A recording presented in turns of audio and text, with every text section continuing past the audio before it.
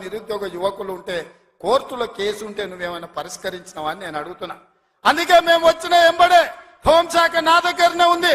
డీజీపీని ఇతర అధికారులను పిలిచి సమీక్షించి వేలాది మంది నిరుద్యోగ యువకులు ఈ రోజు నిరుద్యోగులుగా అమీర్పేటలోనో లేకపోతే అశోక్ నగర్ చౌరస్తాల్లో దిల్సు నగర్ చౌరస్తాల్లో ఇంటికెళ్లి తల్లిదండ్రులకు మొహం చూయించుకోలేక నిస్సారంగా జీవితం గడుపుతున్నారు.